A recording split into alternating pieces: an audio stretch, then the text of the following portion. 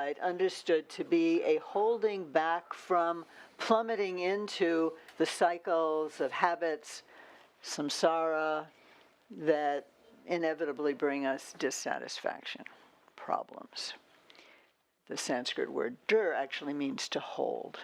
And the word dharma, which you're probably familiar with, one of its meanings is the teaching. So Buddhists actually in Asia didn't call themselves Buddhists, at least in India and Tibet. They called themselves followers of the Dharma. Hindus are also followers of the holy Dharma. Or they called themselves in Tibet insiders, because one explanation is they were interested in what was going on inside oneself, deep inside oneself.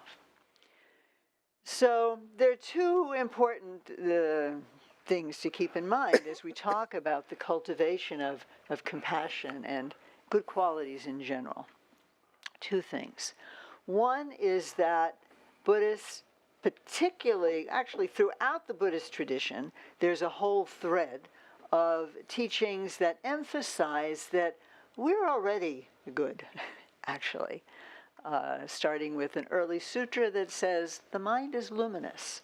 The mind is, in its natural state, actually perfect.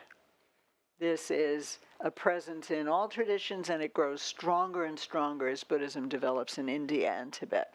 So on the one hand, we have natural orientation toward wisdom, compassion, other good qualities.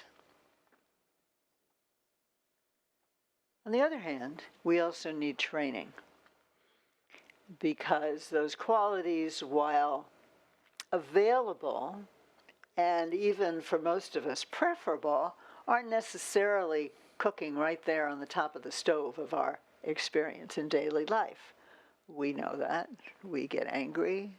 We get overly attached. We get jealous. We get obsessed with our own problems to the exclusion of anyone else's. So this is also recognized. So we have these two faces, you could say, and throughout the Buddhist tradition, we have ways of reckoning with, describing, and coming in contact with these two faces, we could say. Our inherent perfection, Buddhists call it Buddha nature. Mind is pure, the mind is clear. And on the other hand are our bad habits, which interfere with the aliveness of these good qualities. So in the context that we are definitely capable of fruitional experience, that is to say, we are definitely capable of cultivating something like compassion. You know, we might, in our culture, feel that, well, either you're a nice person or you're not. And Buddhists don't really take that position. We take the position that we are all capable of developing. And that's rather the same position that neuroscience takes nowadays. You may know brain plasticity, relatively recent discovery. I think we've talked about it. And here in the last 10 or 15 years, one's brain is always changing. That means that one's learning, including behavioral learning, including things like having positive intentions, actually measurably change the brain. So I say sometimes that's kind of like the modern scientific version of Buddha nature. We can change. There's that optimism at the heart of the intention to practice. But there's also realism, which is to say that we need to train. There are 3 trainings that are talked about in the Buddhist tradition that you may be familiar with. Training in higher qualities of attention, technically called higher meditative stabilization. It means developing the capacity to be present, clear, attentive. The mindfulness that we hear so much about nowadays is on the path to that. This is perhaps a more settled, more open state of being. So meditative stabilization, we can think of it as attention. There is also the cultivation of good behavior. Good behavior. What is good behavior? Referred to as ethics or the Vinaya in the Buddhist traditions.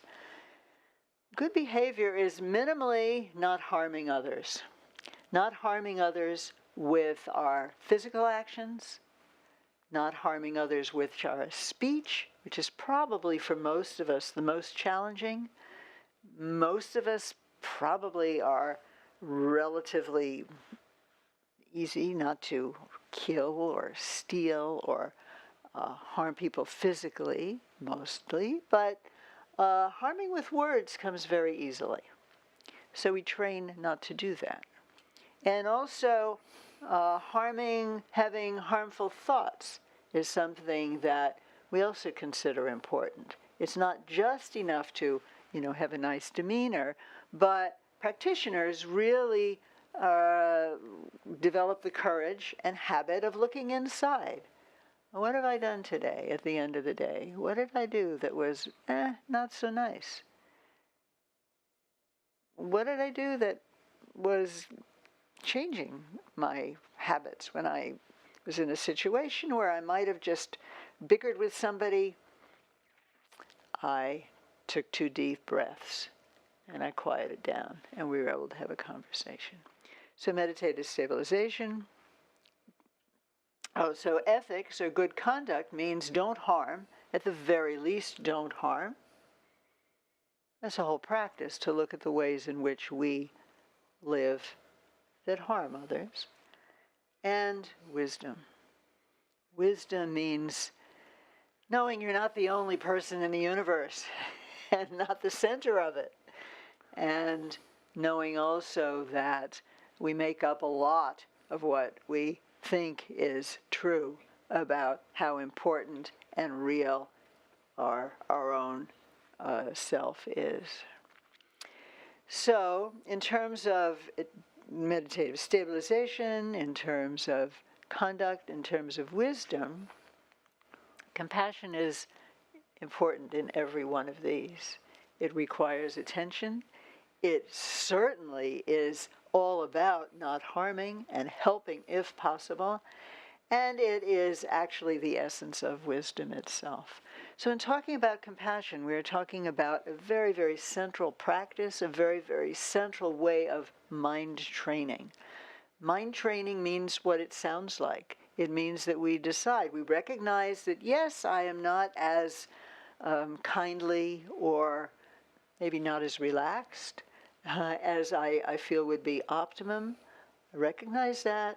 I'm going to see if I can make some progress to becoming more like what I think is possible.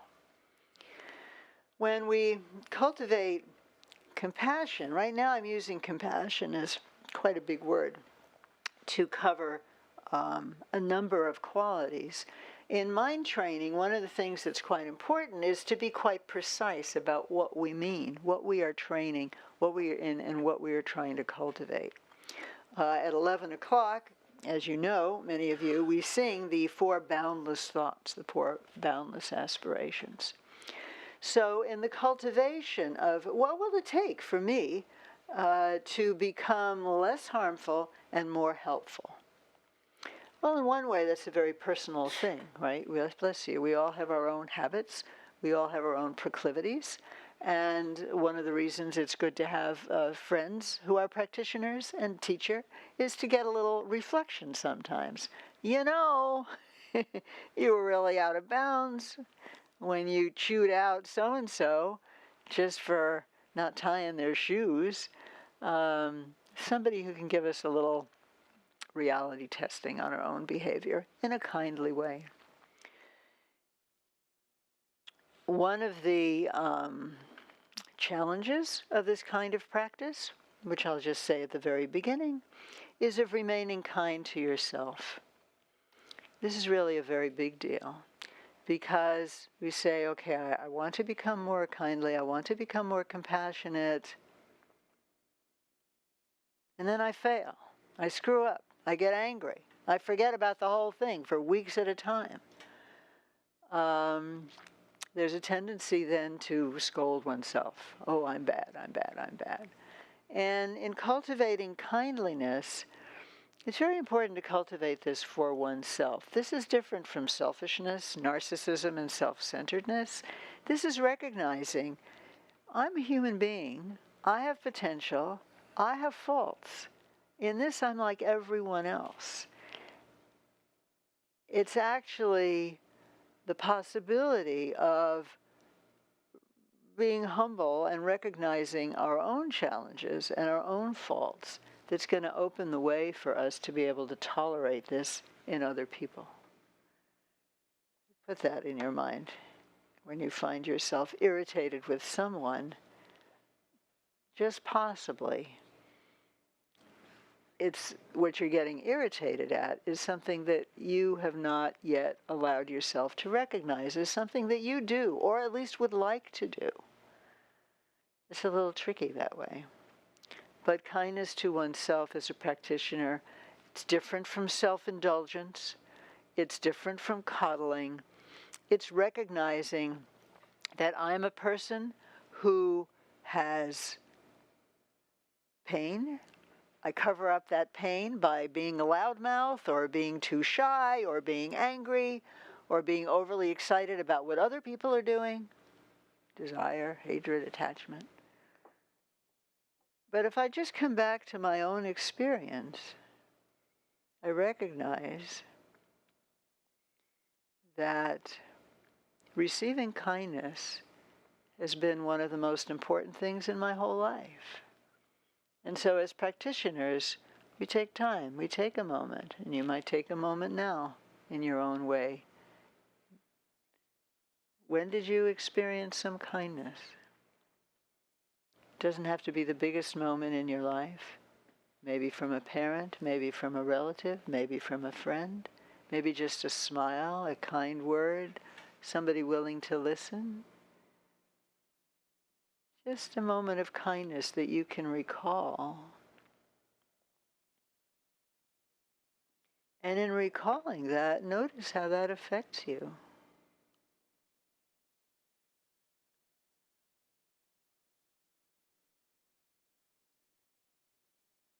Because part of practice is noticing how things affect us. We're not always charging ahead trying to do and do and do. We stop and we notice. How does this affect me? Well, when I think of how my teacher sat up in the middle of the night when I mistakenly went into his room thinking he was awake and said, well, what can I do to help you? Instead of being angry or go away, I'm sleeping. There's nothing like that. Kaizen Samba Rinpoche, some of you met. He was quite elderly at that time. He had worked hard. It was 2:30 in the morning. His wife had told me, oh, I needed something in the room. And she'd, oh, no, it's okay. He's up. So I went in. He wasn't up.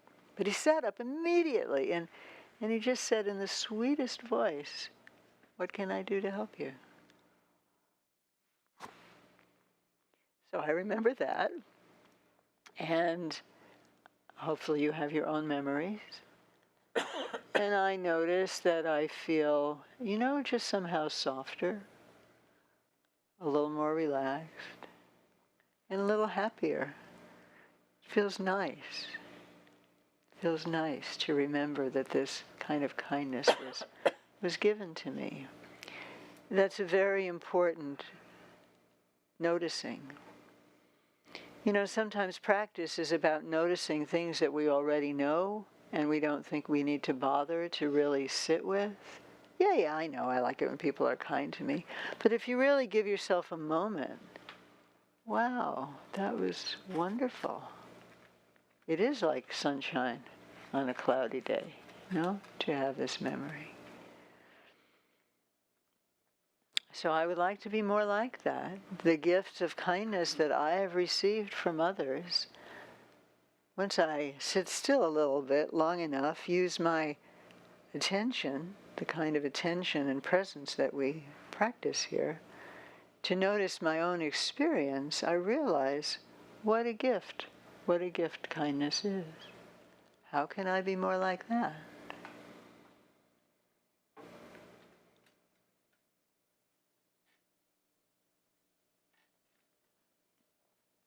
noticing how much we enjoy, need kindness. We have this wonderful phrase, the milk of human kindness, right? We know just in our own language that kindness is profoundly nourishing. It's life-saving, actually. We couldn't live. We wouldn't live as children. We wouldn't live now if there wasn't some modicum of, good behavior, kindly behavior among us as a group. It's the stuff of life. So recognizing that I want this so much, I can make a connection. This is how other people also feel. And the Buddha famously said, as some of you may remember, he said, when I think about all the people throughout space, I realize that no one is more dear to me than myself.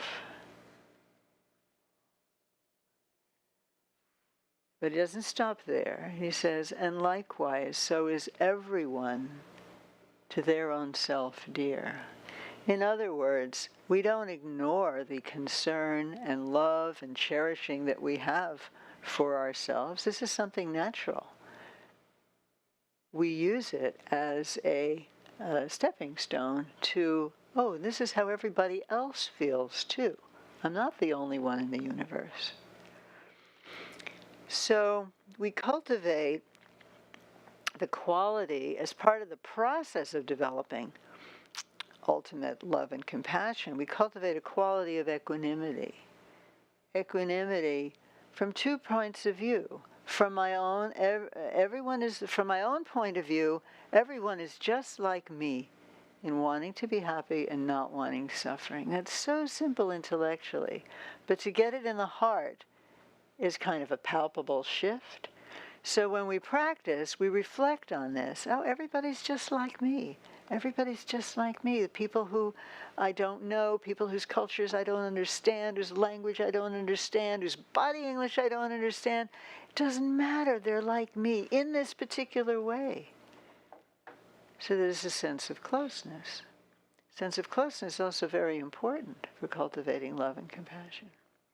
So from my point of view, everybody is in that sense equal. From their point of view, they're also equal. Everybody feels, I want happiness. I don't want to suffer. Every one of us, a flame is burning. May I not suffer. May I be happy. And this flame is the same in everyone. And whatever our differences, this sameness is more profound. So we cultivate equanimity, recognizing that it makes a lot of sense, and we will aspire and we will train to feel equally oriented to hoping that everyone has happiness, that everyone is free of suffering.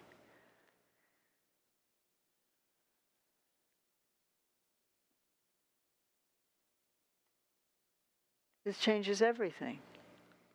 It opens to a sense of closeness with others, and it requires a sense of closeness with others. Even though we may not understand anything about a person's background or culture, childhood, we can know this, and we can, Dalai Lama says, I always see everybody as brother and sister. Everybody's brother and sister.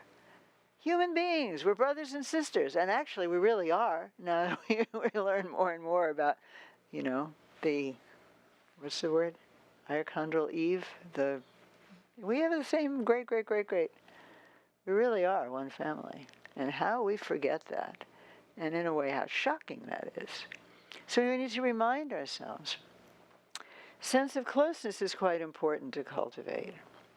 It is part of what we cultivate when we cultivate a love and compassion. Love specifically is a wish that oneself and others be happy, and that they have the causes of happiness, which turn out to be qualities like gratitude and kindliness. These are actually causes of happiness.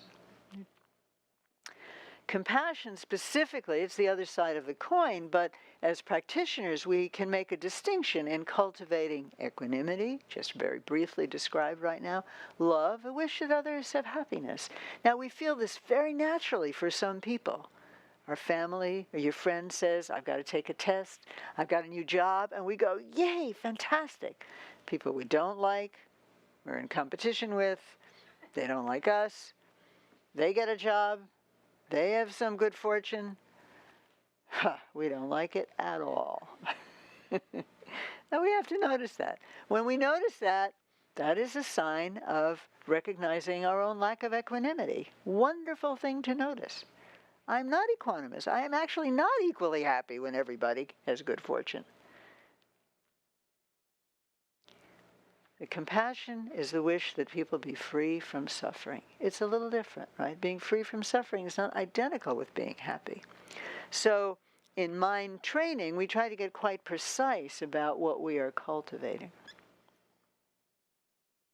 And joy is taking joy and really taking joy and delight in whatever good fortune people have. It's specifically an antidote to jealousy, which is nice. Jealousy, really corrosive, right? Really hard thing to deal with. As is. So these four qualities can develop as we, first of all, have the aspiration to develop them.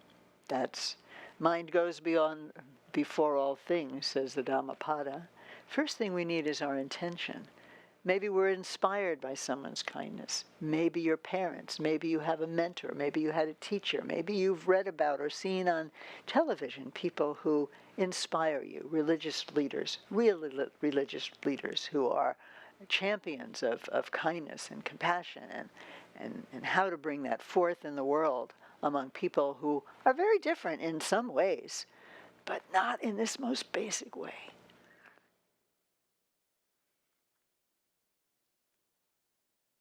We aspire, and then we reflect, just as we did a moment ago. What does kindness feel like? Oh, feels good to receive. It also feels very good to give, actually. And we have the practice that you may know of giving and receiving. We'll introduce it for a few moments at 11, since we're talking about it today. We send out good vibes, beautiful light, good wishes, however you like to feel into it, feeling that with your exhale, you're sending something positive out to specific people and then to everyone. And with your in-breath, that you are relieving them of some suffering. You may not know what it is. You might imagine that it has some particular color or substance. However it makes it real for you, you imagine that you're inhaling away their suffering. And that comes into you and dissolves completely. And along with dissolving completely, it also dissolves your own sense of tremendous self-importance, which turns out to be the biggest cause of our own suffering. So these principles, cultivating a sense of wanting to be kind to others, and then going about some particular aspect of mind training. Perhaps the first, equanimity is actually usually the first thing cultivated, and this involves, as I've said, feeling that other people in a deep way, in a meaningful way, are just like you. Yes, there are differences, but those differences pale in comparison to this profound, heartfelt recognition that yes, we want to be happy. Remember when you're happy, how much you like it? You want more of it? That's what we live for, isn't it? We try to be happy. We might not admit it, but it's what we want. And just to recognize that everyone else wants this too, that their hearts are lit up with the same longing as your heart. And then if that kind of comes alive for you, there's a difference between thinking and feeling. And in this kind of practice, we have our intention and we have our reflection, And then something lights up, like it did for me a moment. You know, I was just telling a story for a moment about my teacher, and I was just telling it. And then in one moment, unexpectedly, I was really there and really touched, right? So this will happen also for you. It doesn't take long. And then you just rest in that feeling of whatever it feels like to you. A little relaxation, a little ease, a little heart opening, whatever it feels like to you. And that's how we cultivate. That's how we do mind training. We call forth a feeling through reflection, through memory, through stories. Sometimes reading a story will bring forth tremendous sense of compassion or love or delight. And you can put the book down and just stay with the delight. Because these are qualities, these are part of the spectrum of our, affective states, our emotional states as living beings. And it's important to be able to touch into them. So to cultivate compassion, we might begin with equanimity. And in cultivating equanimity, we also touch into our own feelings. The way in which we want what we want. Recognizing that everyone else wants what they want too. And may they have it. May they have their happiness. May I not harm. May I help. Honestly, it feels good just to say this. No? It kind of changes the inner landscape a little bit. That's mind training. Your mind has shifted. And these shifts are important. We don't go from 0 to full-on universal compassion in one moment, in one day necessarily, although we might tap into it just like that. But to sustain it, that's our project. So that's what Dharma practice is, to hold oneself in a way that becomes more and more natural, more and more delightful, more and more supportive of goodness in oneself, goodness in others, kindness in the world. Okay. Gandhi Ditsayo Marba. If you want to, we need to take a break. But we have 1 minute. If anyone has do you have a question? What questions do you have? I'm sure.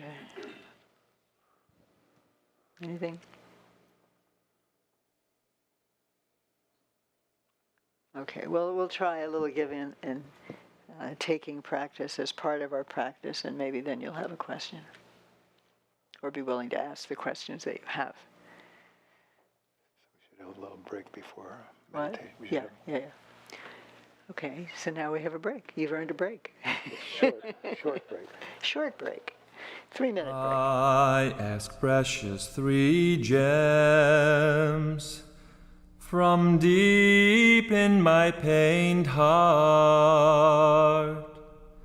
See me with compassion. I have no